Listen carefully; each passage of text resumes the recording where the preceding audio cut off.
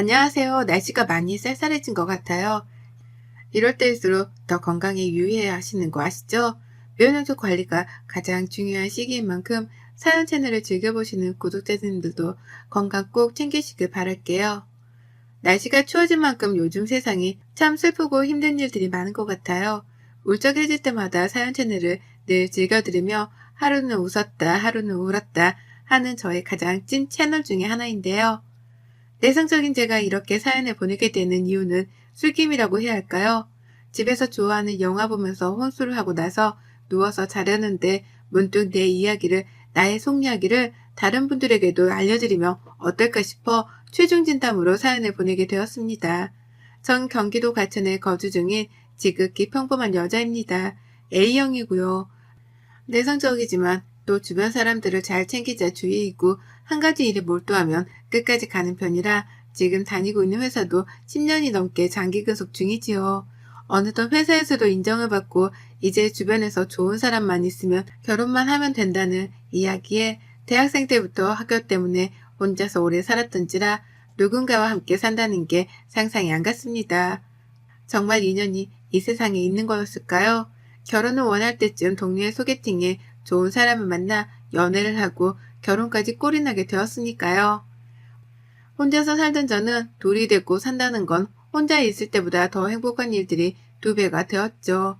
저희 남편은 어렸을 때 일찍 부모님이 돌아가시고 누나랑 남편만 이렇게 둘이 오래도록 살았다고 했습니다.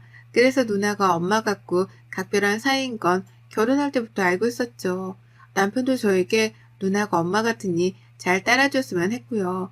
물론 저도 형님한테 남편은 소중한 가족인 걸 알기 때문에 잘 해드리려고 노력했는데요. 근데 사람이 노력한다고 안 되는 일도 있다는 걸 알게 되었습니다. 결혼을 준비할 때부터 형님은 절 마음에 들어 하시질 않았습니다. 그 이유는 제가 남편보다 4살 정도가 많은 게 가장 큰 이유였고요. 그 다음으로는 직장이었습니다. 저는 다른 사람이 생각하는 직장과는 조금은 다른 회사에 다니고 있어 만족하면서 다니지만 결혼해서는 사실 하기는 조금 힘든 직업이기도 합니다.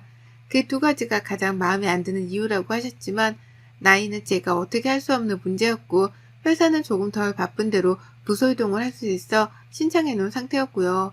그런데도 불구하고 형님은 저를 많이 마음에 안 들어 하셨습니다. 저희 남편 솔직히 누가 봐도 괜찮은 사람입니다. 이런 말 하면 그렇지만 정말 남편이 저보다 더 아까울 정도로 직업도 빵빵하고 돈도 잘 벌고 인물도 훤칠하고 착하고 자상하고 부모님이 일찍 돌아가신 거 말고는 나무랄 데가 없었습니다. 형님은 지금 피부과 의사 선생님이라 사실 처음 결혼부터 당연히 저를 마음에 안 들어 한다는 걸 눈치챘습니다. 그래도 남편을 너무 사랑했기에 제가 잘하면 형님도 저에게 마음을 열 거라고 생각했던 게 저의 큰 착각이었던 것 같습니다. 처음엔 잘하려는 마음들이 점점 형님의 행동으로 인해 저에게는 오히려 독이 되었으니까요. 형님은 결혼하고 나서도 요구하는 게 많았습니다. 첫 번째로는 일주일에 한 번은 꼭 형님네 집에서 같이 식사를 하자는 말씀이셨고, 2번째로는 아이는 형님이 허락할 때까지 갖지 말라는 말이었습니다. 남편이 지금 하고 있는 큰 프로젝트가 있는데 그것 좀 끝나고 여유가 있을 때 가지라는 형님의 말에 뭐 그것도 알겠다 했습니다. 남편은 그런 것까지 뭘 누나는 신경을 쓰냐 했지만 워낙 누나를 엄마처럼 생각하던지라 저보고 좀 이해해달라고 했으니까요. 그렇게 시작된 저희 신혼생활, 깨가 쏟아지고 회사에 있으면 빨리 퇴근해서 남편이 보고 싶을 정도로 행복했습니다. 그리고 일주일에 한 번씩 형님네 가는 날에는 집에서 부지런히 하고 꼭 음식 1~2가지는 준비해서 형님네로 향했습니다. 그날은 제가 그 전날 너무 힘들어서 아침에 눈을 못 뜨겠어서 그냥 빈손으로 갔는데요. 그랬더니 형님이 절 보고 왜 음식 안 해왔어? 죄송해요 형님. 제가 어저께 너무 회사에서 늦게 끝나서 오늘 늦잠을 잤어요. 그럼 그렇지. 너 나한테 점수 따려고 해오다가 이제 뭐 결혼하고 내가 너 인정하는 것 같으니까 변한 거 아니야? 형님 그런 게 아니라요. 제가 진짜 너무 늦게 자서 알람을 못 들어서 그랬어요. 죄송해요. 다음부터는 꼭 해오겠습니다. 안 지킬 거면 그런 말도 하지 마. 너는 꼭 입 바른 소리를 좋아하더라. 입만 살아가지고. 막말을 서슴지 않던 형님의 태도는 늘 저를 주눅들게 만들었고 남편은 형님이 혼자서 자기를 키우느라 더 예민해졌다고 했습니다. 형님은 사실 결혼도 안 하시고 그냥 혼자 병원 개원하셔서 사시거든요.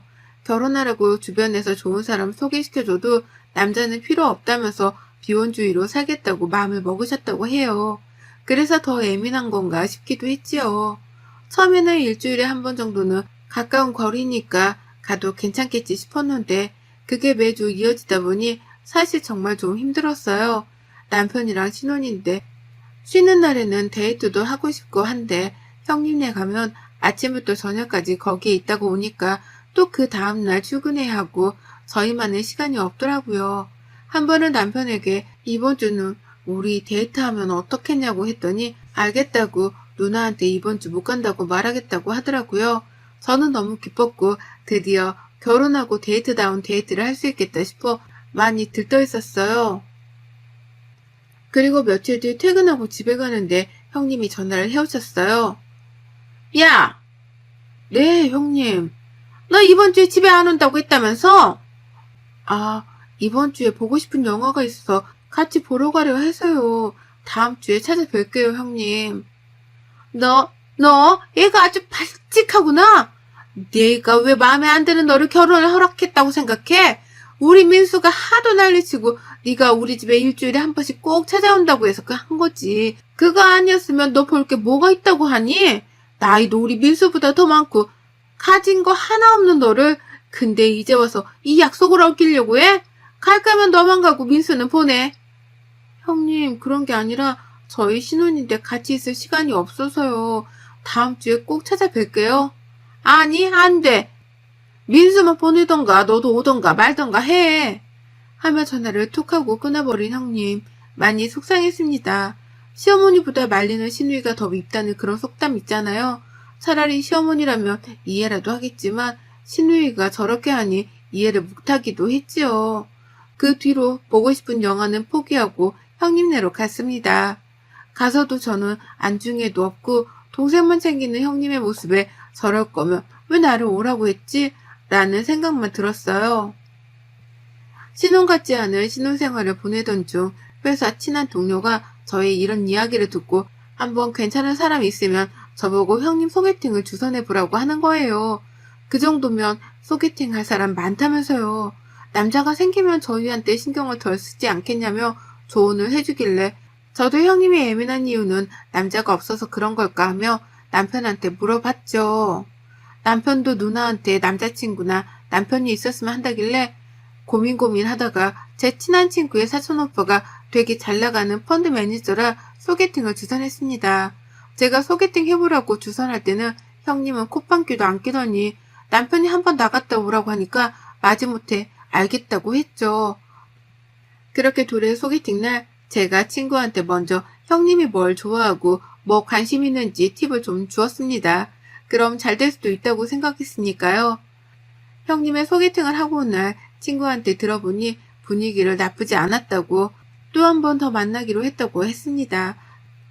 드디어 형님한테도 남자친구나 남편이 생기면 우리에게 신경을 덜 쓰지 않겠나 싶었는데 얼마 가지 못해 잘 안 됐다고 했습니다. 그 이유는 형님이 너무 까다롭게 굴고 예민해서 그 상대방 분이 감당하기가 어렵다고 했나봐요. 일부러 그런 건지는 모르겠지만 남자 쪽에서 그렇게까지 말하니까 진짜 얼마나 정 떨어지게 했으면 저랬을까 싶기도 하고요. 소개팅까지 종이 나니까 형님과의 시간은 더욱더 많아졌습니다. 일주일에 한 번 만남이 이제는 2번, 3번으로 늘어나고요. 심지어는 평일에도 혼자 계시기 싫다고 저희 집으로 옵니다. 그럼 왔다가 가야 하는데 자고 갑니다. 저랑 남편은 거실에서 자고 형님은 저희 안방에서 자요. 그리고 그 다음날 그럼 쉬라고 일찍 가셔야 하는데 그 다음날 저녁까지 먹고 집으로 남편이 모셔다 드립니다. 저는 왕비님을 보는 줄 알았어요. 이뿐만이 아니라 형님네 병원에서 뭐 이벤트를 하는데 저보고 그거 이벤트 해야 하니 주말에 나와서 그것 좀 도와달라고 하는데 제가 회사에 간다고 해도 그 회사에 월차 내고 무작정 오라고 합니다. 안 가면 난리가 나는 편이고요. 결혼한 남편이랑 했는데 저는 지금 형님이랑 결혼 생활을 하는 느낌이 들 정도로 형님을 더 많이 만나네요. 심지어는 형님네 집에 청소하는 이모님이 오늘 못 오는 날이라고 저보고 청소 좀 해달라고 연락이 오세요. 제가 청소하는 사람도 아니고 못 간다고 하면 전화로 막말을 서슴지 않거든요. 그때마다 저는 잘난 남편이랑 사는데 이 정도는 감수해야지. 연한 남편이랑 사니까 내가 이 정도는 감수해야지. 이런 생각이 강했습니다. 가면 갈수록 형님의 요구는 더 많아져만 갔고 그 요구를 감당하면 할수록 저에게 바라는 건 100이 될 정도로 저를 시켰으니까요. 제가 일이 있어 몸이 아파 못 간다고 하면 그때부터는 저보고 그럴 거면 왜 우리 민수랑 사냐? 집을 나가라. 네가 뭐 볼 게 있다고 붙어 사냐? 그 집 내가 해준 거 너도 알지 않냐? 네가 어디서 그런 큰 집을 살아보겠냐 하며 무시도 서슴지 않으셨어요. 이런 말들을 듣는 저는 몸과 마음이 피폐해져만 갔어요. 그러다 정말 그날은 정말 우연히도 회사에 갔다가 집에 두고 온 서류가 생각나 다시 집으로 갔는데 도어락이 잘 닫히지도 않아 남편 신발도 입고 하길래 들어갔는데 저희 집이 복도로 이렇게 되어 있어서 거실에서는 멀리 복도가 보여요. 근데 말소리가 들려서 가만히 들어보니 형님이 와 있더라고요. 또 왜 오셨지 하고 찬찬히 복도를 걸어가려는데 형님이 남편한테 하는 말이 들렸습니다. 너 손 볼 생각 없어? 누나 무슨 손이야. 나 결혼했어. 요즘 니혼 걔나 손나 다 해. 너 누나 친구 중에 가연이 알지? 걔 사촌동생이 나랑 같은 학교 나온 후배래. 집안도 빵빵하고 얼굴도 예쁘고 지금 변호사 한다더라. 근데 너 사진 보고 너무 마음에 든다고 만나보고 싶다고 해서 내가 너 곧 이혼할 거라 했더니 자기는 괜찮다고 그러잖아. 아 누나 좀 무슨 소리야. 지금 잘 살고 있는데 그런 소리 할 거면 그만 좀 해. 아무리 누나여도 그런 소리는 좀 그렇지 않아? 찰싹. 야, 너 내가 너를 어떻게 키웠는데 누나 인생 다 포기하면서 널 키웠어. 그랬는데 어디서 그지 깽깽이 같은 애를 데리고 와서 너 그렇게 애가 포부가 없어? 너 내가 우리 부모님 없어서 맨날 기죽어 살 때 그렇게 안 되려고 이 누나 밤낮을 밥도 잘 안 먹고 공부하고 쉬지도 않고 이랬어. 그러다 이제 좀 편히 살려는데 집안도 학벌도 별로인 애를 데리고 와서 도대체 뭐 할래? 네가 너무 좋아한다길래 내가 허락은 했다만 결혼식도 거의 소규모로 하고 아직 니네 혼인신고도 안 했잖아? 그럼 이혼도 아니야. 파혼이야 파혼. 그 말을 들었던 저는 신발을 들고 그대로 살짝 집에서 빠져나왔고 맨발로 무슨 정신으로 회사까지 간 줄 모르겠습니다. 저를 형님이 싫어하는 건 알지만 결혼까지 한 동생에게 손을 보라는도 제 이야기를 하는 거 보니 사랑해도 노력해도 안 되는 게 있구나 그때 깨달았거든요. 그 뒤로 여기서 형님 말대로 혼인신고도 안 했으니 그냥 서로 각자 갈 길 가는 게 좋을까 눈 감고 그냥 지금처럼 살까 여러 가지 생각이 공존했습니다. 그러다 드는 생각 하나 있었습니다. 형님한테 가장 중요한 건 저희 남편인데 저희 남편이 자기한테 등을 돌린다면 자기 전부인 동생이 자기한테 등을 돌린다면 이것보다 더한 일이 있을까 싶더라고요. 그날 저녁 혼자서 형님네 집으로 찾아갔습니다. 형님 저예요. 뭐야 웬일이야? 문 좀 열어주세요. 할 말이 있어서 왔어요. 무슨 일이야 이 시간에? 너는 예의도 없니? 죄송해요 형님. 오늘 사실 낮에 집에 갔다가 형님이 남편한테 하는 말 들었어요. 선보라는 말이요. 너 정말 도둑고양이구나. 들으려고 한 건 아니고 들려서 들었어요. 제가 그렇게 싫으세요? 그래 들었으니까 내가 한마디 할게. 제발 우리 민수한테 들러붙지 말고 좀 떨어져. 너희 혼인신고도 안 했고 그때는 민수가 너 없으면 못 살겠다고 네가 너무 좋다고 하길래 내가 억지로 허락은 했는데 우리 민수 사랑하면 더 좋은 사람 만나서 행복하게 바라야지. 그게 사랑 아니니? 네가 솔직히 우리 민수한테 해줄 게 뭐가 있어. 민수 대기업 다니지만 너도 알잖아. 대기업 다니고 퇴직할 때까지 솔직히 짧아. 지금 100세 시대야 100세 시대. 그럼 남자가 사업도 좀 해보고 뒤에 배경도 좀 근사해야 하는데 내가 아무리 해준다 하더라도 장인 장모가 해주는 거 또 달라. 알아? 형님 죄송해요. 저 민수씨 진짜 많이 사랑해요. 제가 더 잘하면 안 될까요? 정신 좀 차려. 네가 우리 민수한테 해줄 수 있는 게 뭐가 있어? 네가 이렇게 버티고만 있다만 조만간 선보게 내가 만들어서 우리 민수 다시 장가 보낼 거야. 형님 죄송해요. 제가 이렇게 무릎 꿇고 빌게요. 민수씨 제발 저랑 행복하게 아니 우리 셋이 행복하게 살면 안 될까요? 저 형님한테 정말 인정받고 싶고 지금까지 제가 잘하려고 노력했잖아요. 노력으로 세상을 살 수는 없어. 네가 그렇게 못나게 태어난 걸 너희 부모님을 탓해. 네가 얼굴이 뭐 예쁘니? 그렇다고 학벌이 좋니? 그렇다고 회사가 너무 좋니? 뭐 아무것도 없잖아 너. 그냥 몸뚱아리 하나. 형님 죄송해요 하고 있는데 남편이 들어왔어요. 누나 이게 뭐하는 짓이야 진짜? 내 뒤에서 지금 이렇게 한 거야 이 사람한테? 어? 아 민수야 그게 아니라 네가 오해한 거야. 내가 지금 들은 건 뭔데? 나한테 이 사람 그렇게 이 얘기하는 것도 부족해. 이제는 무릎까지 꿇고 나랑 헤어지라고 종용하는 거야? 무슨 누나가 내 엄마야? 엄마 아빠가 살아있었으면 누나 모습에 진짜 실망했을 거야. 민수야 그게 아니라 누나는 네가 더 잘 됐으면 좋겠어서 오해하지 마. 무슨 오해? 나보고 따뜻한 사람이 되라고 해놓고 이 사람한테는 지금 막장 시누이처럼 하고 있어. 알아? 누나 이런 사람인 줄 정말 몰랐어. 이 사람이 나한테 좀 힘들다고 웃어 보일 때마다 내가 우리 누나 나 키우느라 고생했으니까 잘해주라고 했는데 내가 진짜 미쳤었지. 이 사람은 매일 이 얘기를 들었을 텐데 내가 그런 말 할 때마다 얼마나 마음이 아팠겠어. 민수야 오해하지 마. 누나는 그냥 정말 네가 잘 됐으면 해서 그랬어. 필요 없어. 더 이상 나랑 이 사람한테 연락하지 마. 나도 누나 없다고 생각하고 살 거고 누나도 누나 혼자서 살아봐. 나한테 그만 의지하고 나 사업 같은 거 할 생각도 없고 이 사람이랑 그냥 소소하게 사는 게 내 꿈이야. 평범하게 아이 낳고 정말 평범하게 아이랑 이 사람이랑 나랑 화려하지도 않고 소박하게 서로 아침 저녁 식탁에 둘러앉아 밥 먹고 소소한 이야기 나누고 그렇게 사는 게 내 꿈이었는데 뭐? 사업? 누나 혼자서 할 생각이야. 나는 그럴 생각도 없는데 지금 회사가 좋고 정년퇴직하면 퇴직금으로 나는 와이프랑 소박하게 살고 싶어.